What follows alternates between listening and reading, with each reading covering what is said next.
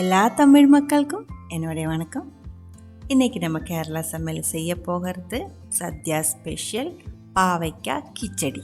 சத்யக்கு பச்சடியும் இருக்குது, கிச்சடியும் இருக்குது. இதில் டேஸ்ட் ஒன்றும் பெரிய வித்தியாசமாக தெரியாது. நம்ம கசப்பாக இருக்கிறது புளிப்பாக இருக்கிறதெல்லாம் வச்சு செய்யும்போது அது கிச்சடி அப்படின்னு சொல்லுவேன். அதே மாதிரி இனிப்பாக இருக்கிறது, பூசணிக்காய் மாதிரியெல்லாம் இருக்கிறது, இனிப்பு புளிப்பு எதுவுமே இல்லாததெல்லாம் வச்சு செய்கிறதுக்கு பச்சடி அப்படின்னு சொல்லுவேன். இன்றைக்கி நம்ம செய்ய போகிறது பாவைக்காய் கிச்சடி. அதுக்காக 250 கிராம் வெயிட் இருக்கிற ஒரு பெரிய பாவைக்காய் நான் இங்கே எடுத்து வச்சுருக்கு.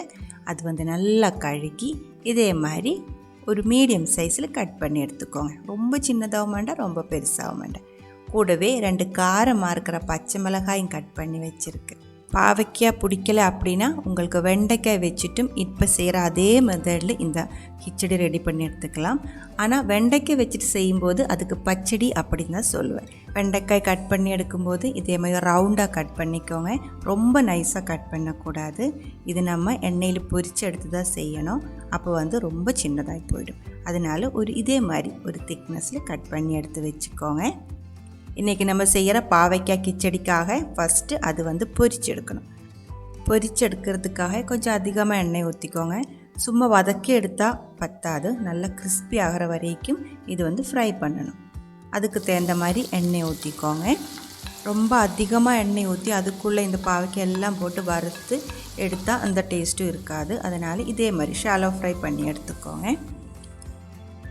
கம்மியாக எண்ணெய் ஊற்றி நம்ம பொரியெல்லாம் செய்கிற மாதிரி வதக்கி எடுத்துருச்சு அப்படின்னு இது ஒன்றுக்கு ஒன்று ஒட்டி இருக்கும். அது வராமல் இருக்கிறதுக்கு கொஞ்சம் மீடியம் லெவலில் எண்ணெய் ஊற்றி இது ஒரு அளவுக்கு கிறிஸ்பி ஆகிற வரைக்கும் வதக்கிடலாம். வெண்டைக்காய் வச்சுட்டு தான் செய்கிறேன் அப்படி இருந்தாலும் இதே மாதிரி தான் முதல்ல வறுத்தெடுக்கணும். எதாக இருந்தாலும் கருகி போகாமல் நல்ல டேஸ்ட்டில் வறுத்தெடுக்கணும்.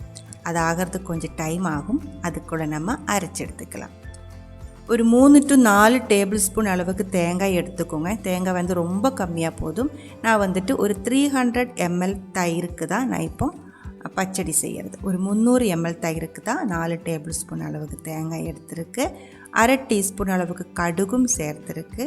கடுகு தேங்காய் கூட சேர்த்து அரைச்சி எடுத்துக்கலாம். இல்லை இருந்தால் நல்லா இடிச்சிட்டு லாஸ்ட்டு மிக்ஸ் பண்ணும்போது மிக்ஸ் பண்ணி எடுத்தாலும் போதும். நான் இப்போ அரைச்சி எடுக்கிறேன். கூடவே 1/4 டீஸ்பூன் அளவுக்கு ஜீரகம் சேர்த்துருக்கு. ஒரு பச்சை மிளகாயும் ஆட் பண்ணியிருக்கு. 300 ml நல்லா கட்டியாக இருக்கிற தயிர் எடுக்கணும். ரொம்ப அதிகமாக புளிப்பு இருக்கக்கூடாது, புளிப்பே இல்லாமையும் இருக்கக்கூடாது. இதில் நம்ம தண்ணி சேர்க்க மாட்டாங்க. அதனால் தேங்காய் கொஞ்சம் தயிர் ஊற்றியே அரைச்சி எடுத்துக்கலாம்.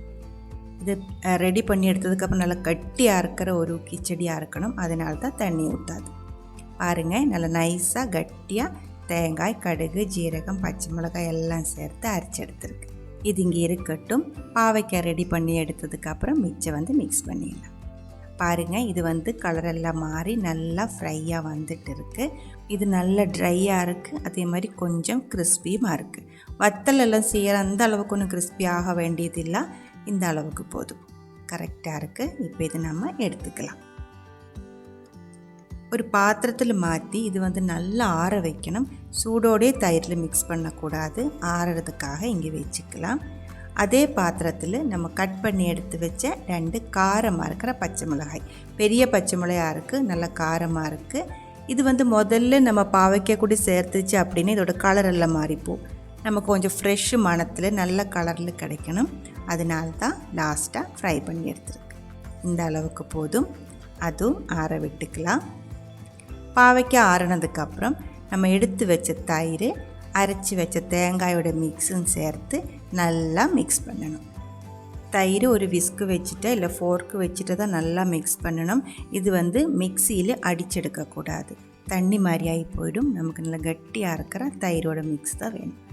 நல்லா மிக்ஸ் பண்ணிக்கோங்க. அந்த தயிர் நல்லா உடைச்சி எடுக்கணும். அதே மாதிரி அந்த தேங்காயோட மிக்ஸும் நல்லா மிக்ஸ் ஆகணும். பாருங்கள், ரெடியாக இருக்குது. இப்போ இது நம்ம தாளிக்கிறதுக்காக எடுத்துக்கலாம். தாளிக்கிறதுக்காக நான் ஃப்ரெஷ்ஷாக இருக்கிற கொஞ்சம் தேங்காய் எண்ணெய் தான் எடுத்துருக்கு. நீங்கள் அந்த வறுத்ததுக்கப்புறம் மிச்சம் இருக்கிற எண்ணெய் வேணாலும் யூஸ் பண்ணிடலாம். ஆனால் அந்த எண்ணெய்க்கு கொஞ்சம் கலர் வித்தியாசம் இருக்கும். அதனால தான் நான் இப்போ அந்த எண்ணெய் எடுக்கலை. வறுக்கிறதுக்கும் தாளிக்கிறதுக்கும் எல்லாம் நம்ம தேங்காய் எண்ணெய் தான் யூஸ் பண்ணுறேன். 1 டீஸ்பூன் அளவுக்கு கடுகு வெடிச்சதுக்கப்புறம் 3 வரமிளகாய் கட் பண்ணது. அதுக்கப்புறம் தீ ஆஃப் பண்ணிவிட்டு கருவேப்பிலை சேர்த்துக்கோங்க. நல்லா வதக்கி அதுக்கப்புறம் நம்ம மிக்ஸ் பண்ணி வச்ச தயிர் அதுக்குள்ளே சேர்த்து மிக்ஸ் பண்ணணும். அதுக்கு முன்னாடி தயிரில் கொஞ்சம் உப்பு ஆட் பண்ணிக்கோங்க. நம்ம இது வரைக்கும் உப்பு சேர்க்கலை. முதல்ல உப்பெல்லாம் சேர்த்து ரெடி பண்ணி வைக்கிறதோட லாஸ்ட்டு சேர்க்கறது தான் இன்னும் டேஸ்டியாக இருக்கும். அதுக்கப்புறம் நம்ம தாளித்து எடுத்து வச்சு இதுக்குள்ளே ஊற்றி நல்லா மிக்ஸ் பண்ணிக்கோங்க. அதுக்கப்புறம் நம்மளோட வறுத்து வச்ச பாவைக்காய் அது நல்லா ஆறணும். ஆறினதுக்கு அப்புறம் தான் இதுக்குள்ளே சேர்க்கணும். கூடவே வறுத்து வச்ச மிளகாய் இதுவும் சேர்த்து மெதுவாக மிக்ஸ் பண்ணிக்கோங்க. ரொம்ப பெல்லமாக அடித்து ஒன்றும் மிக்ஸ் பண்ண வேண்டாம். மெதுவாக இதே மாதிரி மிக்ஸ் பண்ணி எடுத்தால் போதும். அவ்வளோதான். ரொம்ப ஹெல்த்தியாக இருக்கிற பாவைக்காய் கிச்சடி வந்து ரெடியாக இருக்குது. இந்த பச்சடி கிச்சடின்ட்டு இருக்கிற பேர் இப்போது நிறைய பேர் கன்ஃபியூஷன் இருக்கிற ஒரு பேர் தான்.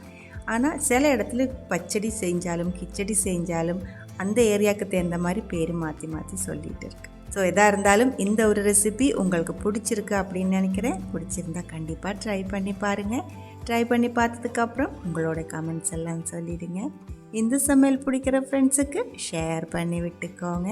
நீங்கள் இதுவரைக்கும் நம்ம சேனலுக்கு கொடுத்துட்ருக்கிற சப்போர்ட்டுக்கு ரொம்ப ரொம்ப நன்றி. உடனே பார்க்கலாம் இன்னும் ஒரு ரெசிபியோட. அது வரைக்கும் வணக்கம்.